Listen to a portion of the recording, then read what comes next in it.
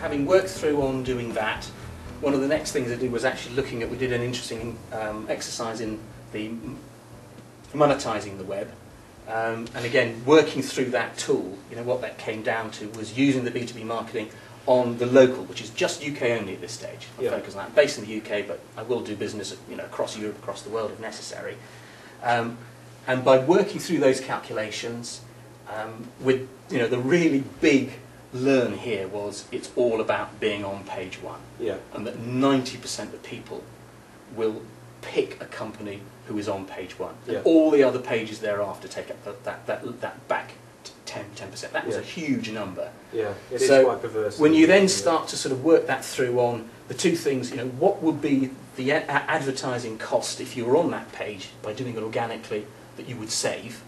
And for me, working through the number where 42%, which is the average figure that comes through, that you said that you get the position one that would work through, what my assumed 4% conversion rate would be, that actually comes in, which says that is worth in excess of £100,000 a year in pay-per-click advertising to get that organic search one position if you can get it. So if you can get organic and avoid PPC, there's 100,000 saved. And the other way of monetising it was... And the next bit was then to actually look at, what does that mean in terms of, revenue and gross margins and contributions. And the thing about that, not surprisingly, it's a broad on business to business. That is in excess, just in the UK only alone, in excess of 1.3 million a year in terms of what that could potentially generate in gross margin. And I'm looking obviously to take a piece of that within the niches that I've looked at on the industrial and technology side. So that was a sort of interesting exercise, which also links through later on to then, what a pay-per-click campaign, which is below it here, and actually making a spreadsheet to be able to automate doing pay-per-click campaign advertising. I've sort of linked those two quite So quite through well this there. process, if you were, as a marketing consultant, taking people through this process, we've got the key phrase, then leading into the traffic through long tail, taking them through an understanding of that, and then getting them interested by really understanding a pound note value. Might that be a process that you were going to take people through? Or? Yes, if they were particularly if they're starting from a blank sheet of paper. But equally, if you're saying, well, where are you now? Why isn't it working? You actually go back to basics. So what are you trying to do? Are you trying to be too much up here? And you're on page 57. You're not going to get anywhere near that, but you could get a lot higher up if you found long tails within the business that you that you do. Excellent. So that's one area that I think we'd look at. The second, and this for me has been, and it was one of the reasons why I wanted to come on the course, because it was e-marketing with persuasive content. I said earlier, being able to translate what I've done on brochures, publicity, etc., onto improving web. So you've done a lot of print press. I've done a lot of print press stuff in the past, brochures, PowerPoint presentations, PR, written press releases, etc. But I've gone onto a lot of websites and I thought, this really doesn't read very well. It either tells me nothing or it seems to go on forever. And it's not persuasive enough. And this was a really, really important part of the course for me in terms of understanding, first of all, is this thing about, it's all about getting inside the internal conversation in their heads. That was a real, it may be almost a statement of the obvious, but until somebody says it. And consumer products, you can believe it, but on a business side, it's less obvious, I guess. But it's equally applicable, and I know that because I've applied that to 3 clients that I've had already. And I've actually rewritten stuff they've done, looked at reapproaching it using the Velociro 5 Qs, building in emotion, because at the end of the day, that phrase, decisions are made on emotion and then supported with justified logic. And even within a business environment, people still do that. So this was a very important part, a sort of central core of rethinking how I did my own website. I rewrote stuff that I'd done earlier in the year before we'd done this piece. Completely rewrote that and looked at actually then building in, based on the 5 Qs, the Velociro 5 Qs, using these sort of vehicles of persuasion, some of the stuff in there, the reciprocity, the cliffhanger stuff, all that sort of thing.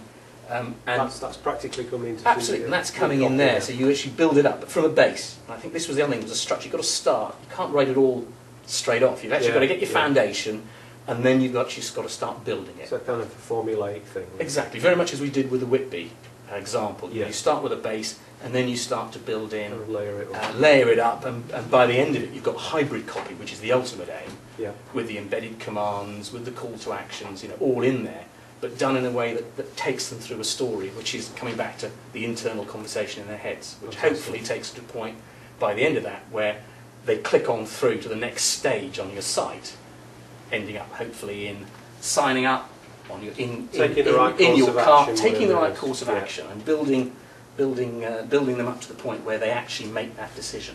So that's been a really, really important part, and linking that with the eye tracker research and the guidelines, introducing linear path navigation, asking the logical questions and taking people down that journey through your website, making it clear, making it easy to find, nothing more than 3 clicks away. It should be the thing there.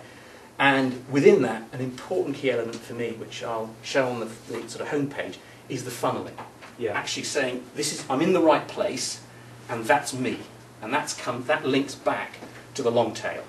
If I am somebody who's in the world of composites, I don't want to have to read through pages of stuff about renewable energies and general industrial. I want to know about what you know and what you can help me in composites, so that's the one I click on. So it takes them to the right page straight away, engages them, and they know what from that, they can then make the decision as to whether they want to be able to help. Just to bring this into the shot, this is, well, take us through what you've been doing here. This is right, well, like I'm literally, who's this good-looking next chap? week, this good-looking chap is myself, so again, very much with Web2 in mind.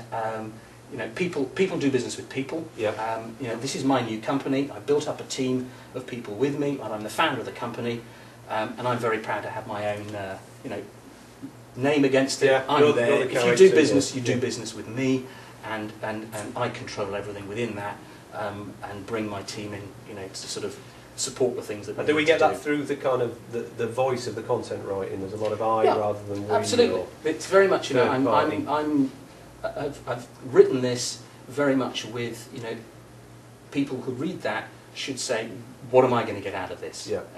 What will I benefit from? And there you can see centrally is the for funneling. There's some different blocks depending on, here a little bit of the persuasive side, discovering how outsourcing can help and boost your order book. That's a real tangible that somebody's going to be able to do what they want to do. And particularly targeting small to medium enterprises. And then we get that clearly through. Absolutely. Small to medium businesses. At the end of the day, I spent 26 years working in big corporations with big teams and departments. I can use that expertise to help smaller companies who often don't have the resources to be able to afford a big marketing team. You differentiate in there, and then you send them down the start of a linear path. And then it takes them down the start of the linear to go in through there. There's some, for me, there are dilemmas that they aren't alone. Many small companies have problems of, I either don't have the expertise, or I'd love to have a full-time resource to do, but I can't afford it right now. And some of them just say, well, we've got the business this far, I'm not sure what to do next, I need some help here.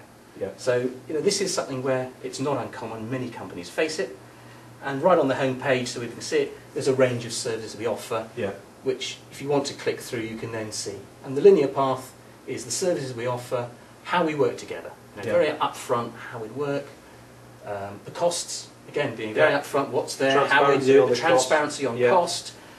Within that, I've got two documents to download. One is a document to help people give guidance on how you brief for a press release, and the other is my terms and conditions, what I charge, etc. So it's all we can do there. Free downloads, top 10 tips. A little bit about us, and finally case studies. They're here, again, the sign up.